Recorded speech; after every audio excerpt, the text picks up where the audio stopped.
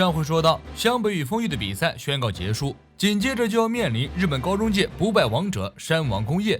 大战前夜，安西教练找来去年全国大赛上山王工业与海南大附属的比赛录像，大家看完个个面红耳赤，惊呼刺激，无形压力对上大家的心头。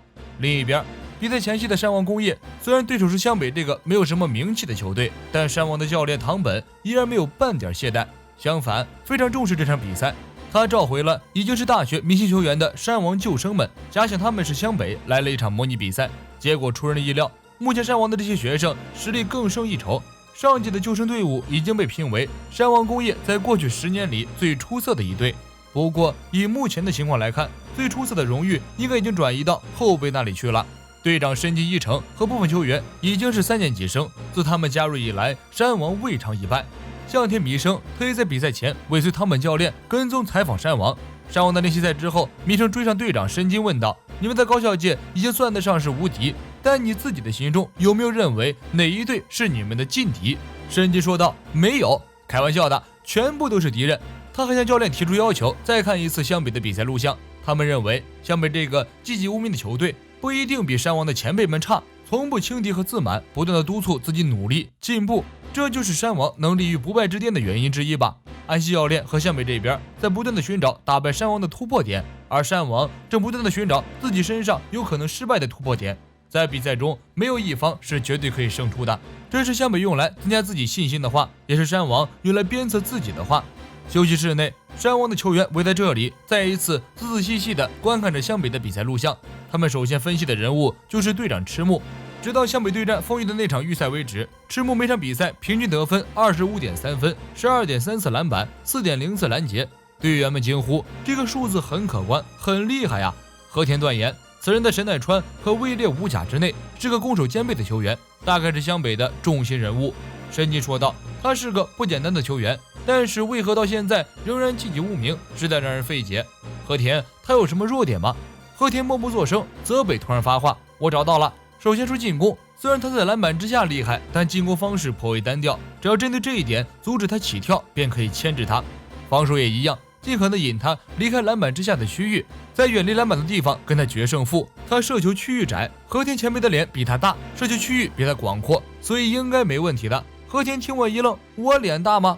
接着和田扑向泽北，将他摁倒在地。脸的大小跟射篮区域有什么关系？别以为我不知道，别人都说你是山王工业有史以来最英俊的一个，所以你便沾沾自喜，而且还会收到女孩子寄来的表白信。泽北被和田揍得嗷嗷痛哭，嘴上还不依不饶，和田直接一套连招将他锁死，打得泽北哭爹喊娘。山王球员分析的第二个人就是湘北王牌刘传峰。和田说，这家伙对抗丰裕的时候我就看出来了，泽北他和你很相似，喜欢硬来，还很任性。刘传峰每场平均得分30分，是神奈川第2射手，仅次于平均得分30.3分的海南队神宗一郎，是今年5大新人之一。泽北说，这个人将来很有机会成大器。和田眼中杀气一闪而过，扑过去将泽北锁死。别以为我不知道，是不是因为我说他像你，所以你故意这么说的？别沾沾自喜呀，泽北。队长申金表示，这个人就交给你了，泽北，你就尽全力和他一决胜负吧。第3个人宫城良田，168公分，他正是那种申金最不擅长应付的矮小快速型。就今天比赛所见，他的速度和敏捷都相当高。不过宫城也有短板，除了身高之外，就是不擅长远射，这给山王带来了一些机会。只要跟他保持距离，紧盯着他，不为他摆脱就行了。另外就是还可以利用身高进行压制，比如高空传球，就可以很好的避免宫城的快速抢断。第4个三井寿射手，他们教练告诉大家，三井寿的射篮姿势非常好，希望大家好好学习一下。但他以前有段时间停止了打球，所以状态很不稳定，这是他的缺点。他们教练派出同是得分后卫的伊之仓搞定三井，因为三井在篮球上有一段空白期，所以耐力上肯定不足。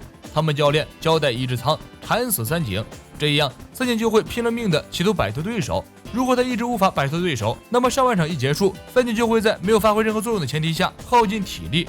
最后一个樱木花道，录像里樱木一出场让所有人想到一个词，滑天下之大吉。这种人怎么会被选为正选的？大概是因为篮板吧。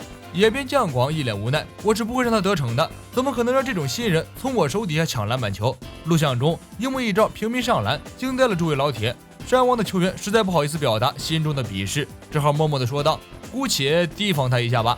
第二天一大早，樱木已经早早的拿球出门了。为了巩固和加强自己的球技，樱木趁着早上还没有出发，努力的练习他的集训射篮。原因只有一个，就是晴子曾经对他说过，他这个天才的成长与否将直接影响到湘北是否会打倒山王。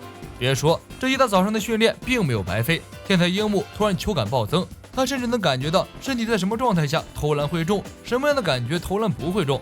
全国大赛第2场终于要开始了，所有种的球队都分别在各个会场上出现。湘北走进场馆练习，不一会儿山王也来了，现场顿时躁动了，尖叫声与欢呼声仿佛是哪个天王级明星的演唱会，所有人都在为山王呐喊助威。安西教练果然说的没错，没人会期望湘北胜出。现在是第1场比赛的休息期间，而第2场比赛碰头的山王和湘北正进入场地练习。仅仅是练习，观众的声势就已经非常浩大了，可想而知，一会儿比赛打起来了，湘北将面临多大的压力。到场的观众差不多都是为了看山王而来，有的人捧山王甚至捧了30多年，大家都很期待今年的山王会有怎么样杰出的表现。赤木的心里默默祈祷，大家别受影响啊！如果在比赛之前已经受到外来气氛的影响，那便注定会被打败。山王球员的一举一动都在牵动着观众们的注意力，甚至连一个普通的拍球或者扣篮，观众们都欢呼声一片。樱木十分不服气，那帮小子有什么了不起，如此牛叉哄哄。距离海南大下半场比赛开始还有3分钟，山王的球员收球退场，湘北这边也陆续回到场外，只有樱木一个人还拿着球站在场地中间。赤木满脸黑线，那个爱出风头的家伙又要干嘛？流川枫小声道：“别管他。”樱木鄙视的看了一眼山王的阵营，接着单手抓球直接开跑，观众们发出一片惊呼声。樱木箭步窜到罚球线，直接起跳扣篮，连流川枫和山王的球员都震惊了。罚球线起跳扣篮，闻所未闻。不得不说，樱木的天赋实在是太好了。这一球如果关进了，樱木在全国就大出了一次风头。结果不容乐观，樱木一球扣在篮筐上，直直的摔了下来。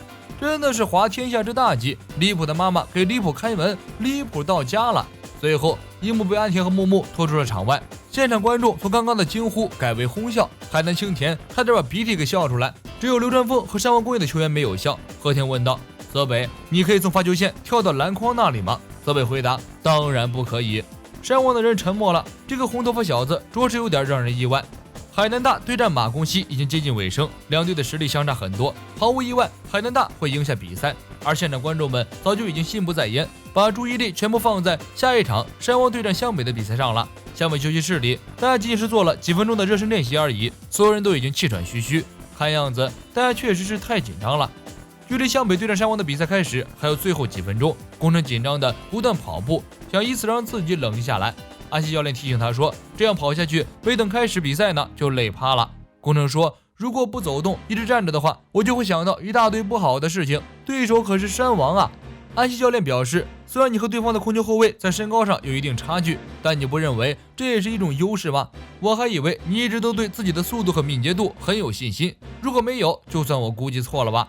与此同时，在另一个比赛场馆中，长城对战民鹏工业的比赛刚刚落下帷幕，民鹏将长城打了个102-56。